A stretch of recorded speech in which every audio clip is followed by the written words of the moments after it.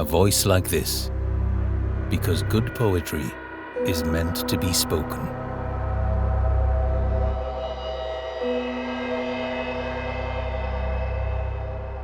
Hello, and welcome to this special bonus episode of A Voice Like This.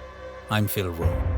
I wanted to keep the relaxed feel of the weekly podcast intact, and so I'd like to use these bonus episodes to explore poetry that requires a little more time and a little more characterization in their reading. And tonight, in the deep shadows of poetry's Gothic landscape, we encounter Edgar Allan Poe's haunting masterpiece, The Raven. So sit back, dim the lights, and join me now as we step into the shadowy chamber and listen to Poe's timeless and chilling voice. This is The Raven by Edgar Allan Poe. Once upon a midnight dreary, while I pondered, weak and weary, over many a quaint and curious volume of forgotten lore.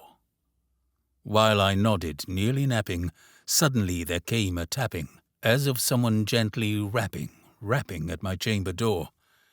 "'Tis some visitor," I muttered, tapping at my chamber door. "Only this, and nothing more." Ah, distinctly I remember, it was in the bleak December, and each separate dying ember wrought its ghost upon the floor.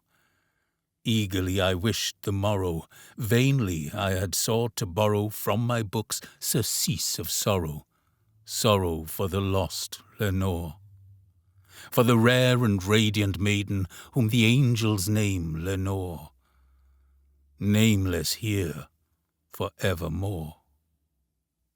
And the silken, sad, uncertain rustling of each purple curtain thrilled me, filled me with fantastic terrors never felt before, so that now, to still the beating of my heart, I stood repeating, "'Tis some visitor entreating entrance at my chamber door.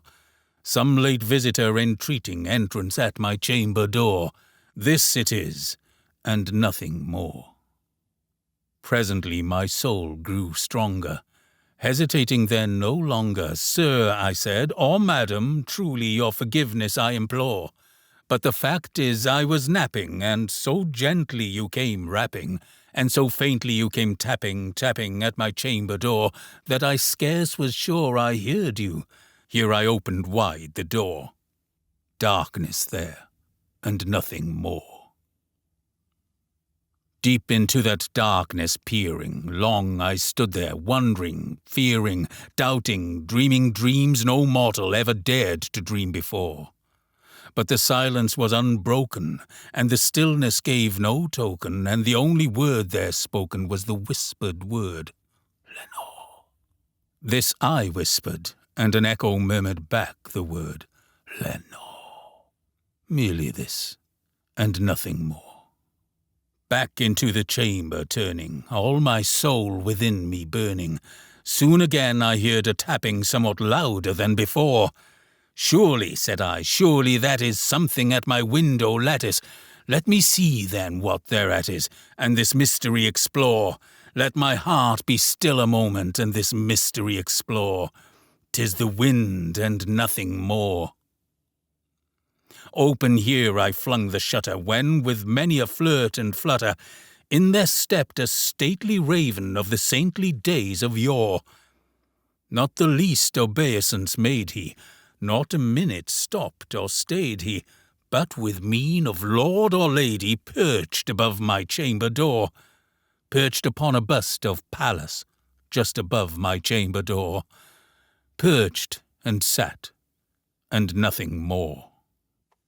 Then this ebony bird beguiling my sad fancy into smiling, by the grave and stern decorum of the countenance it wore. "Though thy crest be shorn and shaven, thou," I said, "art sure no craven, ghastly, grim, and ancient raven, wandering from the nightly shore? Tell me what thy lordly name is on the night's Plutonian shore."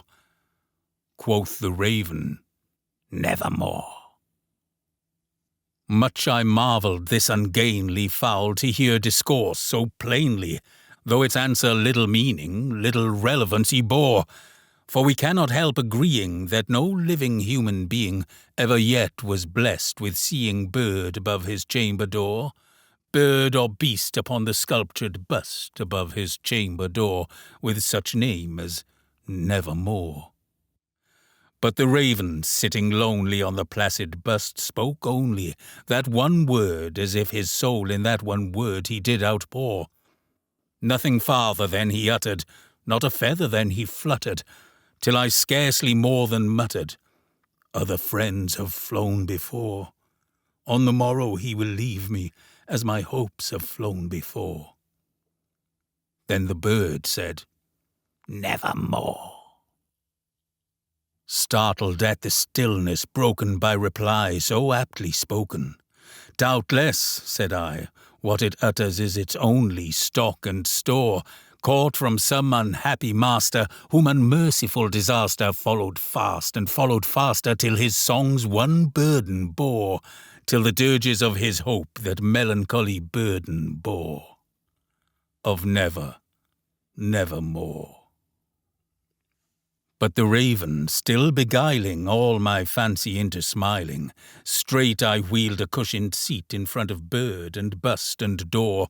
Then, upon the velvet sinking, I betook myself to linking fancy unto fancy, thinking what this ominous bird of yore, what this grim, ungainly, ghastly, gaunt, and ominous bird of yore meant in croaking "Nevermore."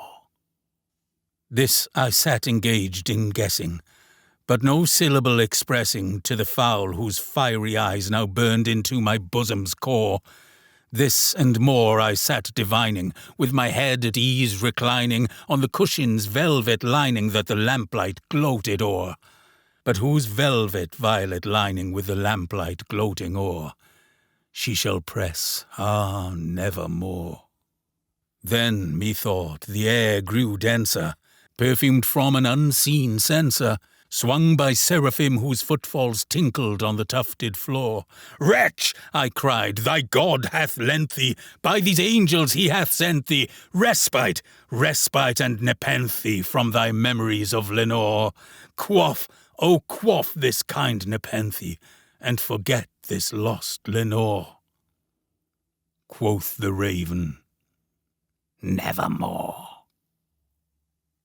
"Prophet," said I, "thing of evil, prophet still if bird or devil, whether tempter sent or whether tempest tossed thee here ashore, desolate yet all undaunted, on this desert land enchanted, on this home by horror haunted, tell me truly, I implore, is there balm in Gilead?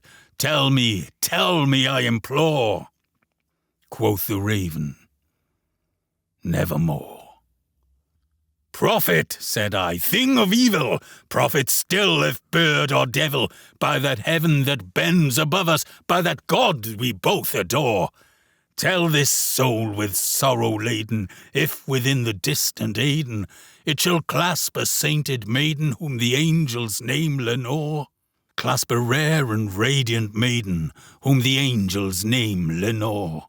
Quoth the raven, "Nevermore." "Be that word our sign of parting, bird or fiend," I shrieked, upstarting.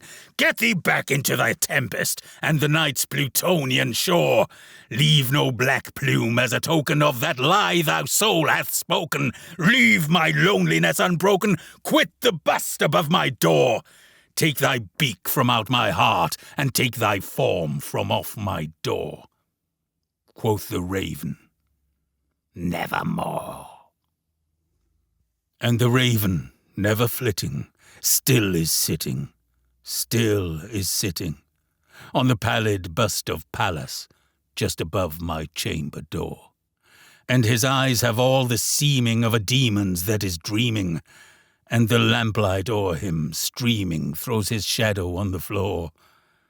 And my soul from out that shadow that lies floating on the floor shall be lifted nevermore.